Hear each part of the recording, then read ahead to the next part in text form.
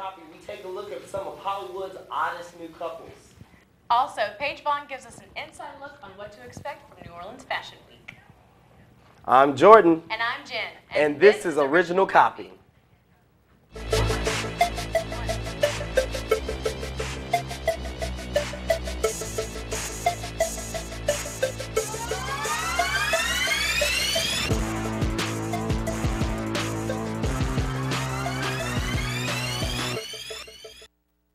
Welcome back to Original Copy, ladies and gentlemen. My name is Jordan Hicks, and with me, as always, is Jennifer Vance. Thank you, Jordan. So, tell me, what's just going on this week? Well, Jen, it's odd. February just ended, right? We're just getting into March now, and all of a sudden, all of these celebrities are getting all booed up. Like, why not do that around Valentine's Day? Wouldn't that make more sense? Love is unpredictable, Jordan. That is what makes it so beautiful. Well, Jen, when it comes to our first celebrity couple, what's love got to do with it? Shout out to Tina Turner, Cam 3. But anyway, Rihanna and Leonardo DiCaprio have been spotted together a lot recently at different venues and events, making them the most random celebrity couple in history. But things seemed way more official when this picture of the two at Rihanna's 27th birthday party sprung up on TMZ. Reports say that the two have been hooking up for 3 months, but haven't made anything official. But at this party, it seemed as though Rihanna is the one that's starting to get a little clingy. Rihanna is chasing after Leonardo DiCaprio. If you ask me, that's 10 times better than any Oscar. I think I speak for every man when I say props to you, Leo. Well, Jordan, the one man you probably don't speak for is Drake. Whatever. Drake had his chance. He was too sensitive for it. Well, it seems like he got over it pretty well. This picture of Drizzy and model Bernice Burgo living it up in Australia showed up on the internet today, and they seem to be having fun. Plus, Drake isn't wearing a shirt. How often do we see Drake without a shirt? This girl must be something special. Right. Well, it's good to see that he's finally over Rihanna, but the track record shows a relationship with Rihanna puts a curse on any future relationships you may have. Just as Chris Brown and Karaguchi, Leo had better be careful. Right. Let's take it to Kayla. Hello there, everyone, and welcome to Kayla in the City. On Monday, I had the opportunity to kick it with a few really cool friends of mine, pop open my favorite book, and sip on some of the good stuff. Check it out.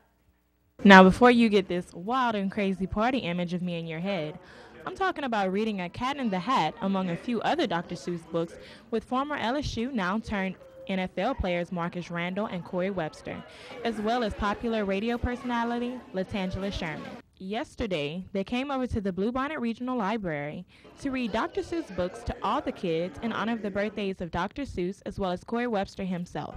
The event was sponsored by the Corey Webster Foundation, which has a unique mission to provide support and signature programming through community outreach initiatives that motivate, inspire, and empower the next generation of leaders and volunteers. I'm just getting back into it. I used to go to school around when I was small, and I looked library, so I want to keep that tradition going. And me and Dr. Seuss share a birthday, so I thought it was only fitting that I would come out and represent for the kids and let them know how important reading is, and let them know how important it is giving back to the community. So it all made sense, so we're here now today. Kids gathered around on the story mat as two of their favorite NFL players shared in their amazement at the wholesome goodness of what is known across the world as Dr. Seuss. After the readings, I was able to catch up with some parents and get their opinions on what they thought of the program. I think it's good to get the kids, to listen to somebody read and see the importance of reading and to, do it as a group. With Tiger TV, my name is Kayla Mims. Oh, and about that good stuff I was sipping on, don't worry, Mom and Dad, it was just punch. Well, that's all the time I have. Join us next week on Kayla in the City. Back to the desk with Jordan and Jen. Thanks, Kayla. After the break, our campus correspondent, Paige Vaughn, brings in a special guest to talk about NOLA Fashion Week. Also, I've got something to say about the lack of a certain superhero in a certain film with certain villains. Of course you do. Of course you do. We'll be right back. Hello, everyone, and welcome to Paige on the Prowl. In just a few weeks, some LSU students will have the opportunity to showcase their fashion in the New Orleans Fashion Week. And today I have New Orleans Fashion Week brand ambassador Rachel Sanji here to shed some light on what the Fashion Week is all about. So thanks for coming in today, Rachel. Thank you, Paige. Well, some LSU students might not be familiar with New Orleans Fashion Week, so can you give us a quick rundown of what actually goes on during the event? Yes, New Orleans Fashion Week takes place from March 21st to March 27th with the main events at the New Orleans Board of Trade. It's a series of runway shows and events that unite professionals and retail designers to come together and show off their talent. Okay, now for this season, a portion of the event will actually be shown on national television. So what does this mean for Fashion Week? We are very excited about this. Catwalk Across America is a national reality TV show, and this year they are featuring New Orleans Fashion Week on March 26th. So it'll give us a great opportunity.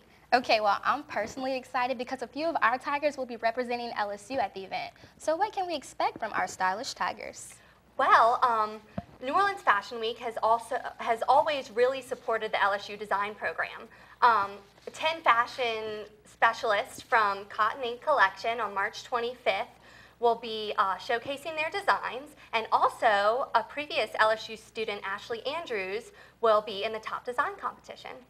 Okay, and real quick before we go, I know some of our viewers will be interested in attending, so how can we get tickets? If you go on fashionweeknola.com, you can purchase $30 student ID tickets. So that is a really great special that we have going on right now, and we hope you all can attend.